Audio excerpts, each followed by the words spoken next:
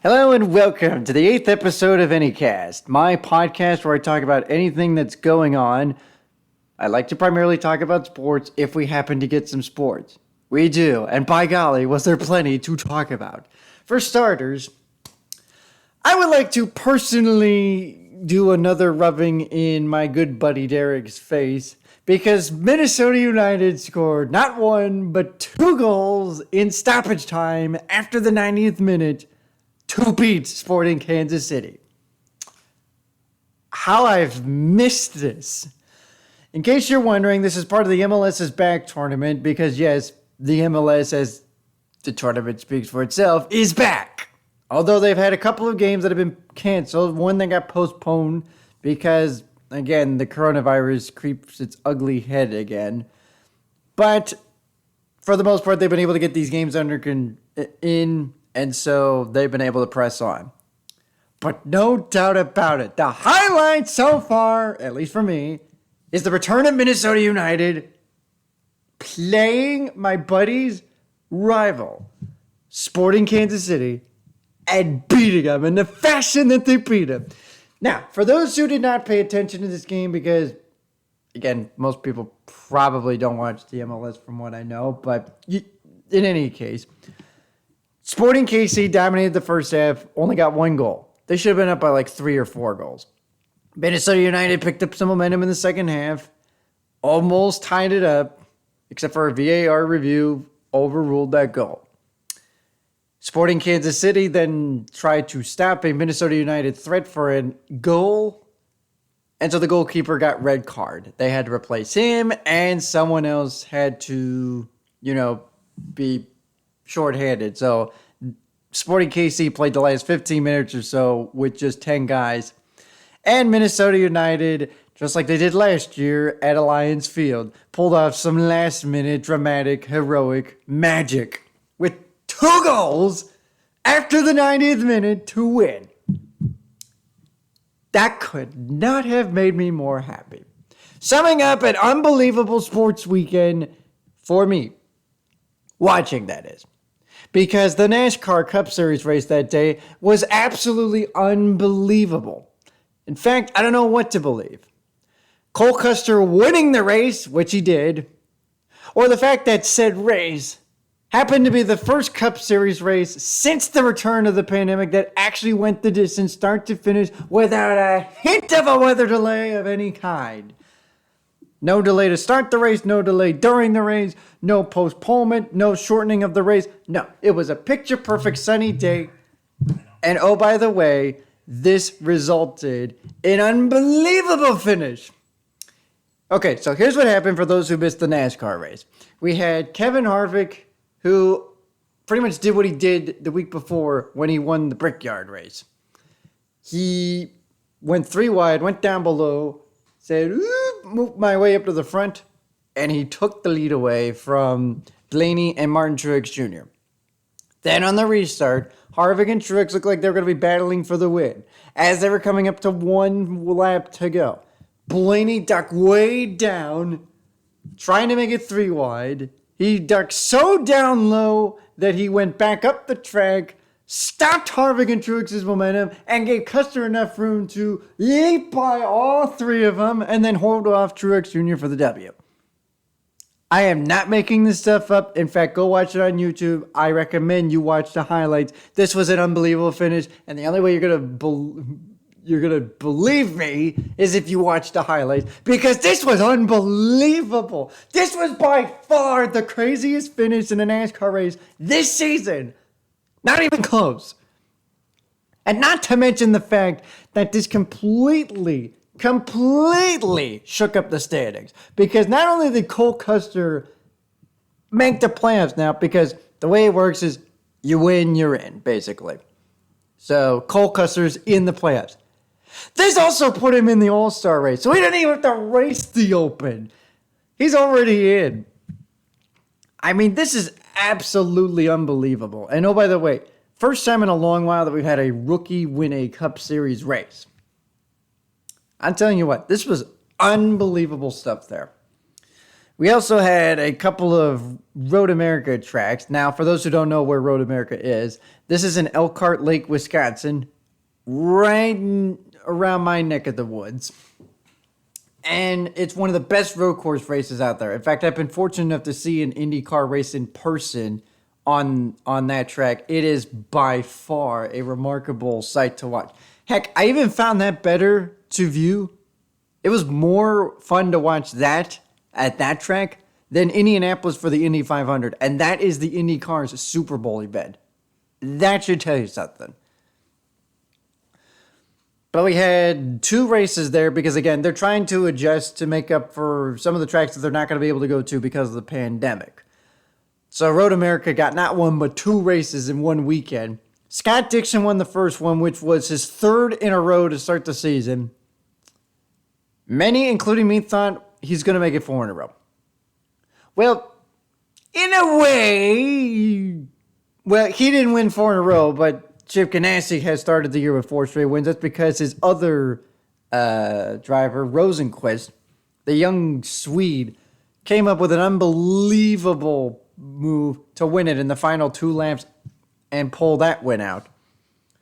So, a lot of exciting racing going on over the weekend. And, oh, by the way, that didn't end there. The Xfinity race on Friday night, along with Thursday night, Cindric won both those races. Cindric dominated the Friday night race. But the main thing I wanted to take out of this Friday night race, we had a little brouhaha as Harrison Burton and Noah Gragson pretty much were settling their arguments after the race because everyone was jockeying for positioning.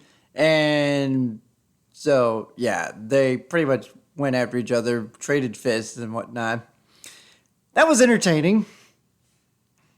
I will give Harrison Burton credit, though. At least he wore a mask. Thank goodness one of them was. Can you imagine if those two went at it with no mask on, considering the, rules that NASCAR clearly implemented? Keep your social distance, wear masks, and all that stuff.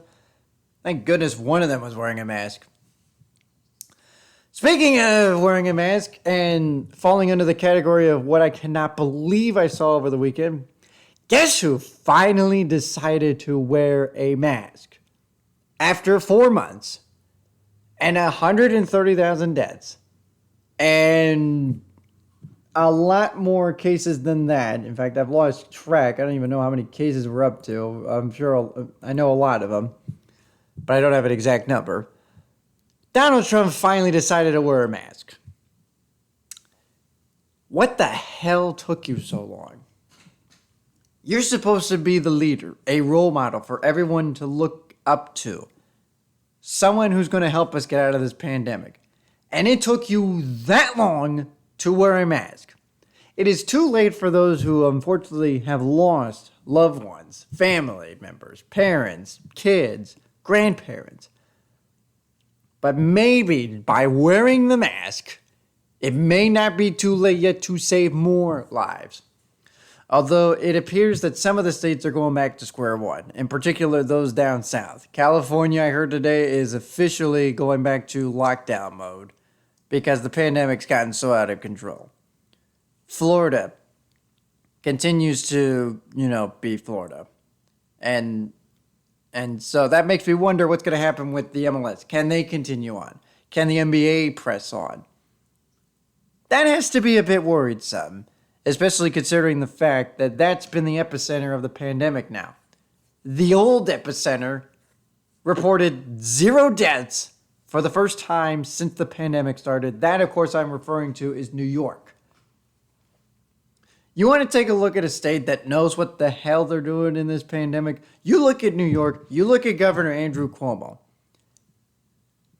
I brag about the fact that he is by far my favorite governor, and he's in New York. There's a reason why you get the phrase New York tough. New York is tough. They know what to do. They've dealt with way worse than this. Remember, that city, that state had to deal with 9/11. That state knows how to deal with toughness. That state knows how to get the job done. And because of the job of their governor, and because of the people who respected the governor's decisions, stood by the governor's decision. And a governor who refused to bow down, continue to take charge, he was able to get the coronavirus cases down, and he finally got to 0 deaths. We need to be more like New York. It's okay to have some fun, but you can do it in a safe way too. Governor Cuomo always stresses this out on Twitter, and I preach what he says. Wear a mask. It is not that hard, people, to wear a mask. You can save lives by wearing a mask.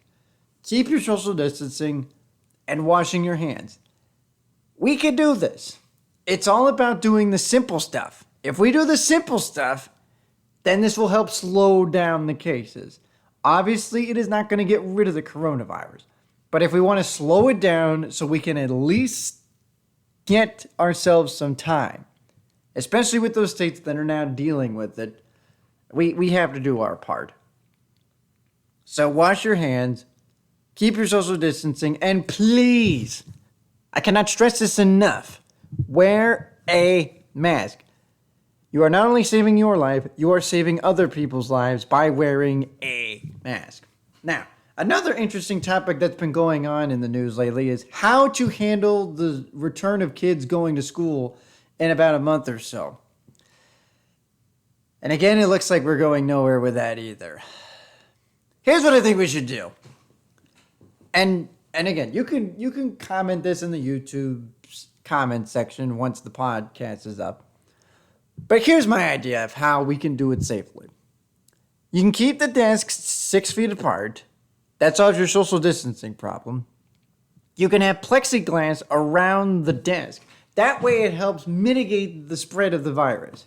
And make the kids wear masks. Make it mandatory. Now, obviously, if they're like little, like we're talking K through 12, wear a mask.